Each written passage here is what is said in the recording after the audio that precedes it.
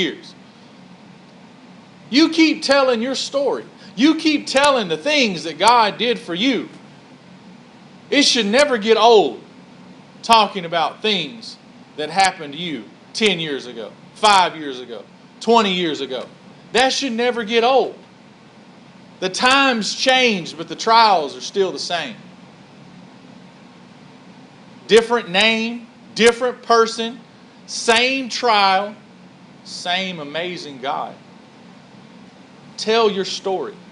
Tell your story. It says that that we are overcomers by the word of our testimony.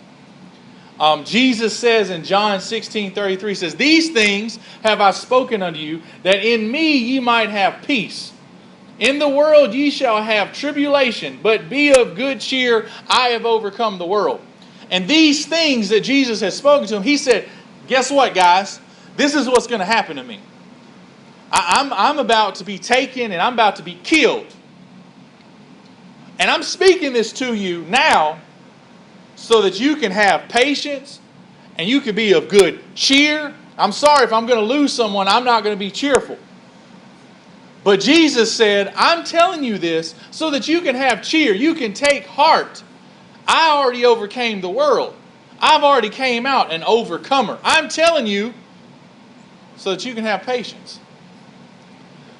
Paul said in Romans, he said, be not overcome with evil, but overcome evil with good. When something happens to you, when you go through a test, when you go through a trial, it's not so that evil can reign and so that evil can laugh and push you down, because if you allow it to, it will.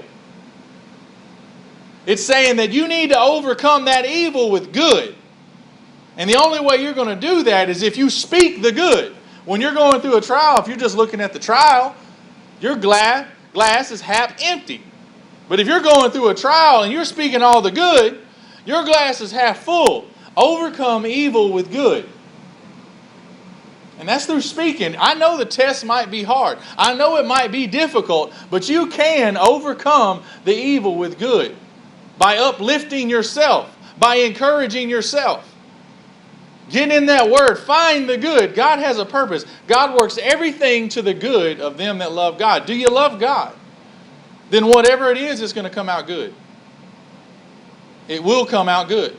Whatever it is.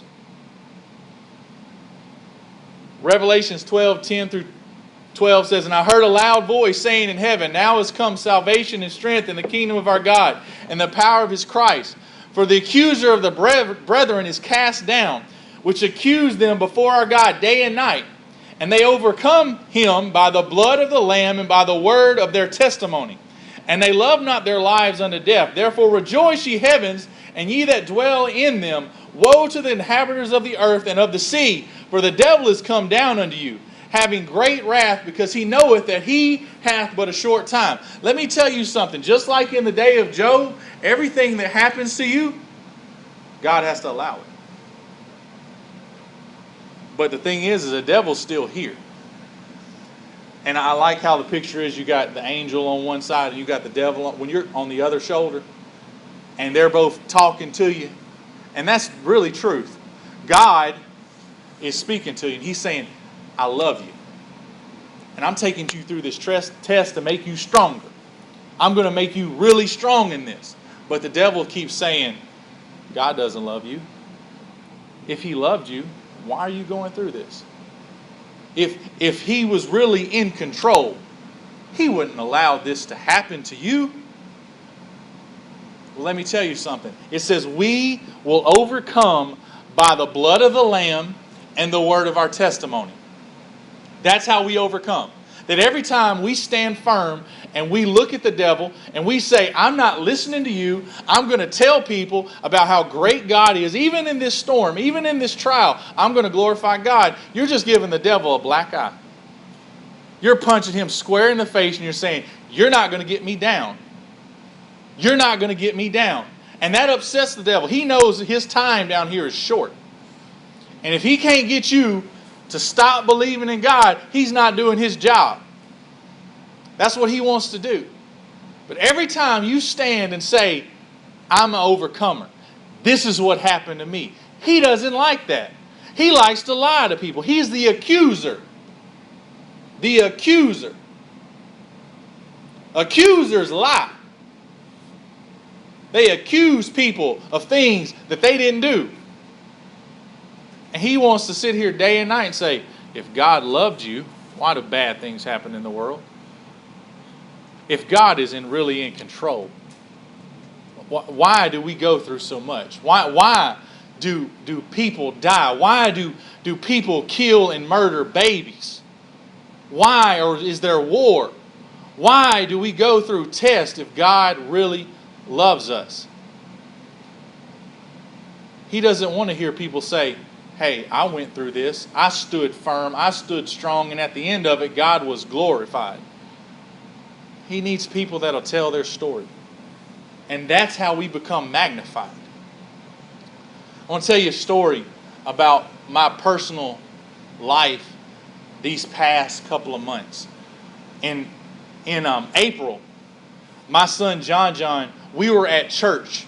So if you want to talk about people in church and worshiping God and going to church, does bad things happen to them? We were in church when this happened. In church. About to start worship service. I was walking to the front to get on stage to play drums so that we could worship because we couldn't be late. We like to start on time. End on time if we can. We don't want to take anything away from the message, so we try to get our worship service on time so he has enough time to speak. And right as we're going on stage, John, my oldest son, drops in the back in a seizure. Turns blue in the face. Is shaking. And we pick him up and we carry him outside and we take him to a car as fast as we go. We're going to the hospital and he is blue. He is blue. And it is scary. I do every bit of CPR knowledge I have and I'm trained in, and nothing works.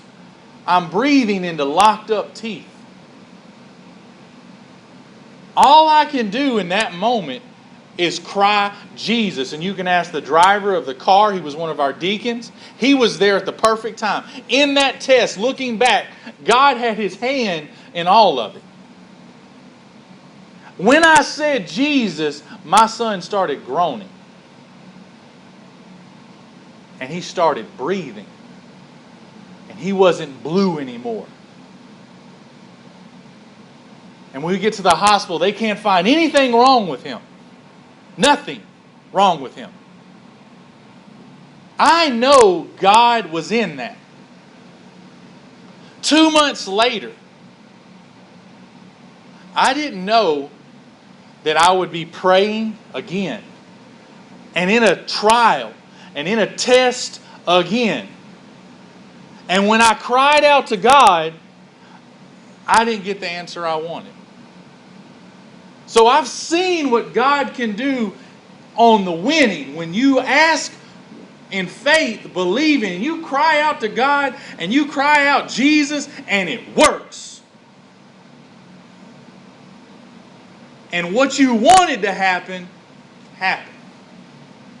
But 2 months later, my wife, and we just put this on Facebook last night, so unless you are Facebook friendly on Sunday morning, you don't know about this. But 3 months ago, we were going to have a baby. 3 months ago. My wife was pregnant. And we knew we were pregnant when we were in Myrtle Beach. You know, when my dad and my mom went to Myrtle Beach, we knew because she was sick. She was sick as could be. She knew it was morning sickness, and she was sick. And we knew she was pregnant. We knew it. But you know, until you got like a month pregnant, the doctor won't let you come and visit because they want to make sure it's longer than just a couple of weeks. But we knew then. We get to the first doctor's appointment. And something ain't right. They measure something and it's not showing what we think it should show. So right then we knew we can't tell anybody because we're not sure right now. We're uncertain. And for 3 months, we carried this burden as a family.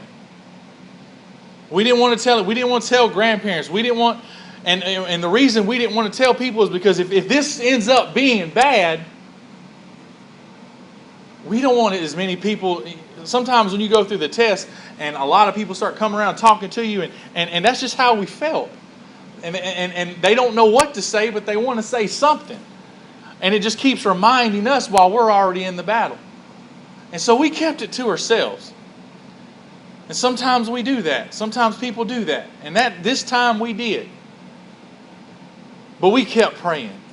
We prayed. And it came to the point where every time we visited, more news that something just ain't right. And so even though we thought, well, we'll tell people, it just got to where something's not measuring. The baby's supposed to be 12 weeks, and it's only measuring 8 weeks. The baby's supposed to be measuring 8 weeks, and it's measuring 5.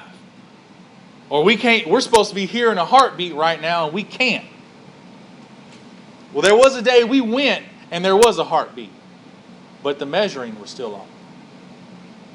And we went the next week, and we heard a heartbeat, but measuring was still off. Until the day came on July 23rd, when my wife went, and there wasn't a heartbeat. And things weren't measuring right. And they took a picture, ultrasound picture of the child, and they couldn't find any blood at all in our child. Do you know that week they said, we're going to give you a week. And we'll come, and so that you know that it's for sure, 1 week from now we'll do this test again. We'll do this ultrasound again so that you'll know that the baby's just not alive. And we that week, let me tell you something. When I prayed, when I cried out to God, I did.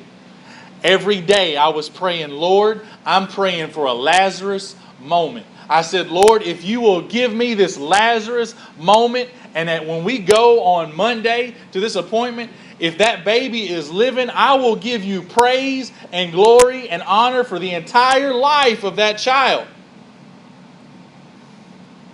And then I told God, but if not, I'll still praise you. I'll still lift you up. You're still amazing. You're still wonderful. You're still in control. Because I know sometimes it just doesn't happen. But I was still holding on in my heart. I was holding on that God was going to have a Lazarus moment in my life. And that He was going to be in control. Monday came and we're in the truck with the Christian radio on. And the song on the radio, Tears to Our Eyes, was called Pray. And all it talks about is, I don't know what to say, but I'm going to pray. I lift my hands and I pray. I don't know what to say. I need you right now, and I'm going to pray. That's all I'm going to do is pray. And then right after that song, a song called Miracle came on, and I was getting kind of excited in my spirit, and I was saying, yes, Lord, a miracle. That's what we need. We need a miracle. And we left the truck going in to the doctor's office. And we went in, and the baby wasn't living. There was no heartbeat. There was no blood in the child. But let me tell you, God was still in control. And just because that Lazarus moment didn't happen, just because God didn't raise my baby from the dead, doesn't mean that I ain't going to glorify Him. It doesn't mean that the devil won. It just means that God's testing me right now. And as I'm coming through and as I'm testifying and giving you my